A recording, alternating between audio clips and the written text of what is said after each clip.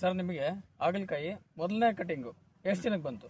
Sir ನಾವು ನಾಟಿ ಮಾಡಿದಾಗ ಫಸ್ಟ್ ಗಿಡದಿಂದ ಬಳ್ಳಿ ಎಲ್ಲ ಸೆಕೆಂಡ್ರಿ ತನಕ ತೆಗ್ದಾಕ್ತಿರಿ. ಹಿಂಗ್ ತೆಗ್ದಾಗ 85 ಡೇಸ್ ಆಗೋಗುತ್ತೆ. ಈ ತರ ಚಪ್ರಕ್ಕೆ ಹಾಕಿದಾಗ 85 ಡೇಸ್ ಆಗುತ್ತೆ. ಫುಲ್ ಕ್ರಾಪ್ ಬರೋದಕ್ಕೆ ಅಷ್ಟು ದಿನ ಆಗುತ್ತೆ. ಮಾಮೂಲಿ ಬಳ್ಳಿ ಈಗ ಸೌತೆಕಾಯಿ ಆ ತರ ಏನೇನೋ ಬಳ್ಳಿ ಬಿಡ್ತೀನಿ ಅಂದ್ರೆ 45 ಡೇಸ್ 45 ದಿನ ಫಸ್ಟ್ ಕೊಯ್ಲ್ ಬಂದ್ಬಿಡ್ತೈತೆ ಕಾಯಿ. ಇಲ್ಲಿವರೆಗೂ ನೀವು ಎಷ್ಟು ಕೊಯ್ಲ್ ಕೊಯ್ದಿದ್ದೀರಾ? ಸರ್ ಇದು 5 ಕೊಯ್ಲ್ ಕೊಯ್ದಿದ್ದೀನಿ ಇಲ್ಲಿವರೆಗೂ.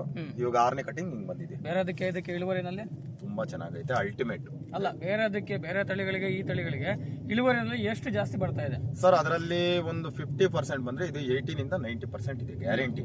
ಮಾರ್ಕೆಟ್ ಅಲ್ಲಿ ಏನಂತ ಇದಾರೆ ಕಾಯಿ ನೋಡಿ ವ್ಯಾಪಾರ? ತುಂಬಾ ಚೆನ್ನಾಗೈತೆ, ಬೆಲೆ ಒಳ್ಳೆ ಬೆಲೆ ಹೋಗ್ತಾ ಇದೆ. ಬೇರೆದಕ್ಕೆ ಇದಕ್ಕೆ ರೇಟ್ ಅಲ್ಲಿ ಇರ್ಬೋದು ಮತ್ತೊಂದ್ರಲ್ಲಿ 2 ರೂಪಾಯಿದಿಂದ 3 ರೂಪಾಯಿ ಜಾಸ್ತಿ. ಬೇರೆದೊಂದು 10 ರೂಪಾಯಿ ಇದ್ರೆ ಇದೊಂದು 13 ರೂಪಾಯಿ ತರ.